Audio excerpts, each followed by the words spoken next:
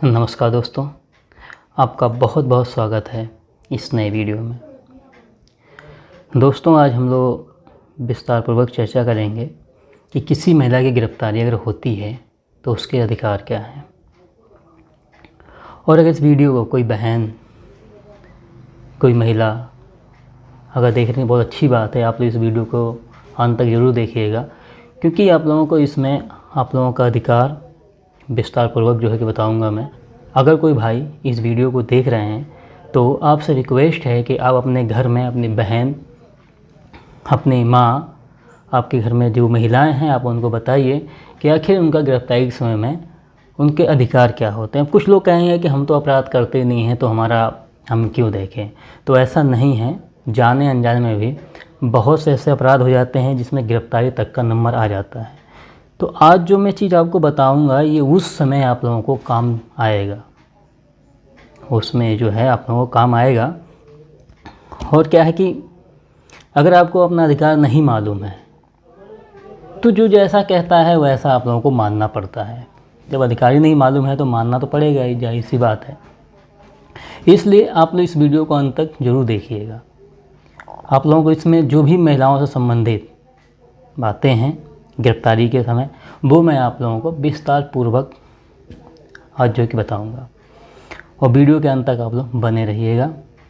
और वीडियो शुरू करने से पहले आप लोगों से एक रिक्वेस्ट है कि इस चैनल को आप लोग सब्सक्राइब कर लीजिए, क्योंकि इस प्रकार की जानकारियां जो हैं मैं हमेशा ही इस चैनल पे आप लोगों को उपलब्ध कराता रहूँगा।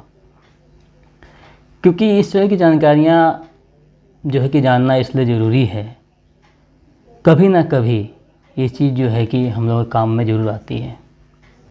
बहुत से लोगों को ये होता है कि हम नहीं करते हैं ऐसा, हमें ये नहीं है, वो नहीं है। तो जब ज़रूरत पड़ती है तो उसमें बताने वाला कोई नहीं होता है। उसमें माइंड खुद ही काम नहीं करता है कि हम क्या करें और क्या ना करें। तो इसलिए इस वीडियो को आप ज़रूर देखिए। कोई पता नहीं है कब क्या हो जाए, ठीक है। तो दोस्तों, जैसे आज हम बात करने वाले हैं किसी महिला की गिरफ्तारी कैसे होती है। आज इस चीज़ का हम लोग जो कि बात करेंगे। एक चीज़ का आप ध्यान दीजिए कि अक्सर देखा गया है कि जब महिलाएं होती हैं, जब उनकी गिरफ्तारी होती है, या उनके हस्बैंड का, उनके बेटे का, उनके भाई का जब गिरफ्तारी होती है तो क्या करती हैं, पुलिस वालों को पैर पकड़ने के लिए तैयार रहती हैं, पैर पकड़ने लगती हैं। क्यों? क्योंकि उनका अधिकार उनको मालूम नहीं है। उनका खुद का अधिकार नहीं मालूम है, उनके भाइयों का, उनके हस्बैंड को, उनके बच्चों को नहीं मालूम है कि आखिर उनका अधिकार क्या है। पैर पकड़ना, रोने लगना, गिड़गिड़ाने लगना, माफ़ी मांगना कि छोड़ दो छोड़ दो। तो अगर उन्हें छोड़ना ही होता तो आपके बच्चे को, आपके भाई को, आपके बहन को या आपको गिरफ्तार करने क्यों आते हैं? ठीक, जब ऐसी कंडीशन आती है तो वहाँ पर समझ लिया जाता है कि इस परिवार को कोई भी अधिकार के विषय में मालूम नहीं है। अब इनके साथ में जैसा ही बर्ताव करेंगे ये लोग कुछ नहीं करने वाले, पैर पकड़ने वाले हैं। क्यों? क्योंकि उनको अपना अधिकार मालूम नहीं होता है। ये जो होती है कंडीशन उस समय उत्पन्न हो जाती है। तो ज़रूरी है आपको अपना अधिकार का मालूम होना, खास करके कानून का अधिकार आपको पता होना चाहिए। क्यों? मैंने आपको पहले ही बताया कि ये ज़रूरी नहीं है कि हमसे अपराध हो। हम बचना चाहते हैं कि हमसे कोई अपराध नहीं होना चाहिए, किसी प्रकार का अपराध नहीं होना चाहिए।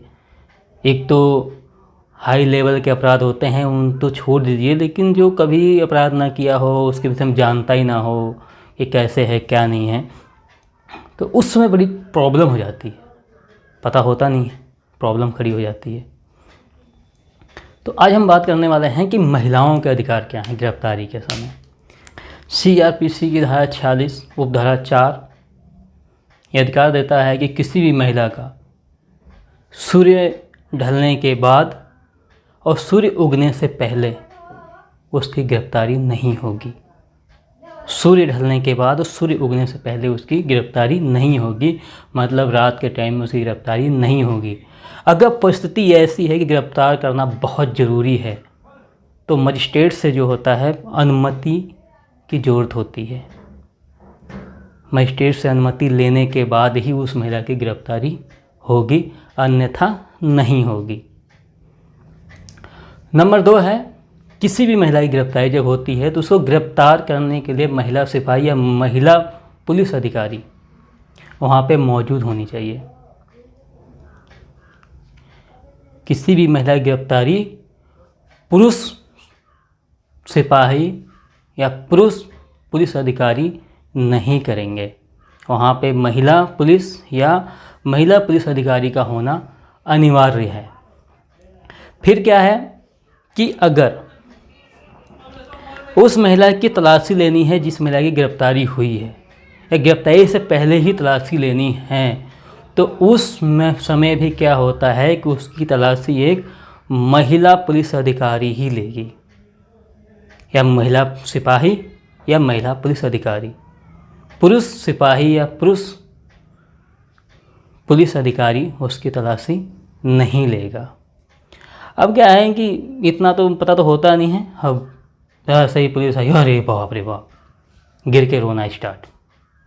रोना नहीं है, आपको अपना अधिकार जानना है, क्योंकि रोने से, गिरने से, चिल्लाने से अगर आपको छोड़ दिया जाता तो आपको पकड़ने नहीं आते, छोड़ चले जाते। लेकिन नहीं छोड़ा जाएगा, आपको ले जाएंगे। दूसरी बात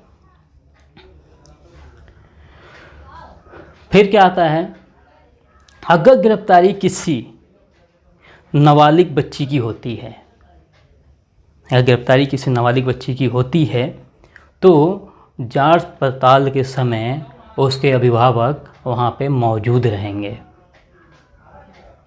जो नाबालिग बच्ची है, किस प्रकार का उससे अपराध हो गया है, अगर उसका गिरफ्तारी का क्या बोलते हैं, गिरफ्तारी उसकी होनी है या गिरफ्तार हो चुकी है, तो उस बच्ची से जो पूछताछ होगी वो उसके माता पिता के सामने होगी। पुलिस वाले ये नहीं कहेंगे कि आप यहाँ से हट जाइए, हम अकेले में पूछताछ करेंगे।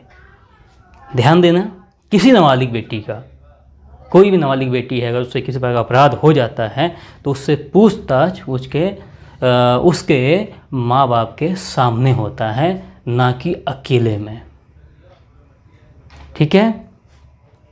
अब बातें आती है कि गिरफ्तारी के समय क्या कोई महिला प्रेग्नेंट है तो उसका क्या होगा।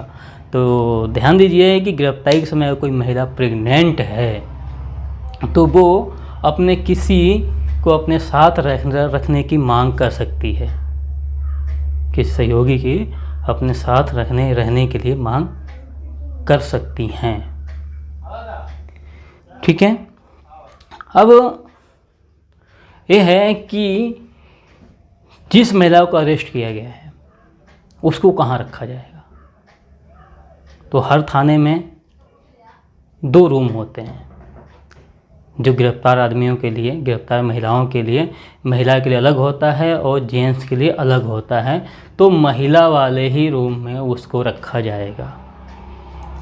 अब जब गिरफ्तार की गई और किसी भी महिला को जब गिरफ्तार किया गया है तो उसके परिजन को ये बताना होता है कि इसको कहाँ पे रखा जाएगा, किस थाने में इसको जो है कि रखा जा रहा है या पूछताछ की जा रही है।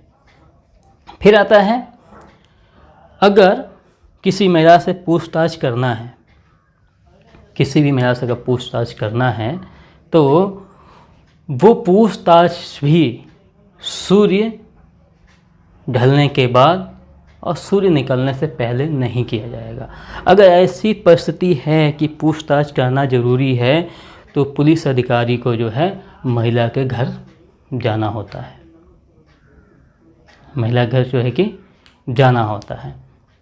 अब बात आती है कि आखिर किसी महिला को ही नहीं, किसी भी गिरफ्तार व्यक्ति को या महिला को पुलिस आखिर अपने पास कब तक रख सकती है, अपने यहाँ कब तक रख सकती है। तो भारतीय संविधान की अनुच्छेद 22 उपखंड 2 कहता है कि किसी भी व्यक्ति को 24 घंटे के अंदर मजिस्ट्रेट के सामने पेश करना अनिवार्य है। अब जो है बात यह है कि क्या महिला को हथकड़ी लगती है या नहीं लगती है। तो महिला को हथकड़ी नहीं लगती है।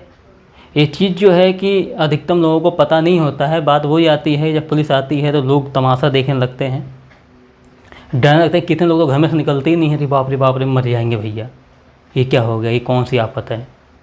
ठीक है, एक दूसरे के पास में बैठ के कानाफूसी करने लगते हैं कि अरे ऐसा हो गया, वैसा हो गया, ये कर दिया, वो कर दिया। तो इस चीज़ को बड़ा वो गौर से देखने के बाद वो समझ जाते हैं कि इनको तो कुछ पता है ही नहीं। तो फिर जब पता ही नहीं है तो फिर तो वो हथकड़ी क्या, वो तो रस्सी में बांध के ले जाएंगे।